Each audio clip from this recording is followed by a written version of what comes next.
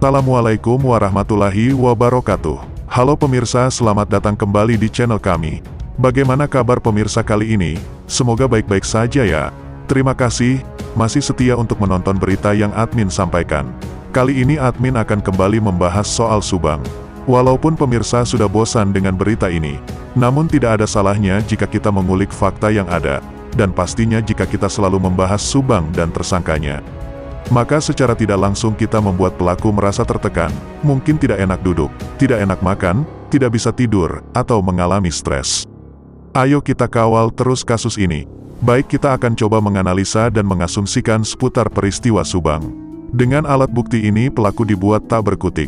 Namun sebelum lanjut di pembahasan, mohon subscribe channel ini, agar channel ini makin berkembang. Kalau sudah, mari simak videonya. Peristiwa pembunuh ibu dan anak di Subang, Jawa Barat, hingga hari ini Minggu tanggal 12 Desember tahun 2021, sejak pertama kali ditemukan pada tanggal 18 Agustus tahun 2021 lalu belum terungkap. Pihak kepolisian belum juga mengumumkan siapa pelakunya. Apakah dua alat bukti yang kuat sebagai syarat untuk menetapkan tersangka belum didapatkan? Kenapa tim penyidik terkesan seperti kurang percaya diri untuk menentukan tersangka pembunuh ibu dan anak di Subang? Namun, mana mungkin kalau hanya membutuhkan dua alat bukti yang kuat tim penyidik belum menemukannya? Admin pikir mustahil jika itu terjadi, pastinya publik sepemikiran dengan admin. Kalau tim penyidik sebenarnya sudah menemukan bukti kuat untuk menentukan siapa tersangkanya. Bahkan mungkin pihak penyidik sudah mendapatkan lebih dari dua bukti. Kita ketahui alat bukti adalah segala sesuatu yang ada hubungannya dengan suatu perbuatan di mana dengan alat-alat bukti tersebut dapat dipergunakan sebagai bahan pembuktian guna menimbulkan keyakinan hakim atas kebenaran adanya suatu tindak pidana yang dilakukan oleh terdakwa. Mahkamah Konstitusi mendefinisikan bukti permulaan yang cukup sebagai minimal dua alat bukti sebagaimana diatur dalam pasal 184 KUHP, yakni keterangan saksi, keterangan ahli, surat, petunjuk atau keterangan terdakwa. Jadi minimal dua alat bukti yang harus didapatkan oleh penyidik untuk melakukan penangkapan terhadap tersangka. Dari 55 saksi yang diperiksa oleh tim penyidik, admin pikir tidak semuanya 55 tapi ini asli saksi dari perkara pembunuhan Subang. Tapi mungkin saja dari 55 saksi ini ada salah satu saksi yang dibayar atau dijadikan saksi cuma-cuma, untuk mengaburkan analisis penyidik atau dapat menghamburkan opini-opini penyidik dalam menentukan tersangkanya.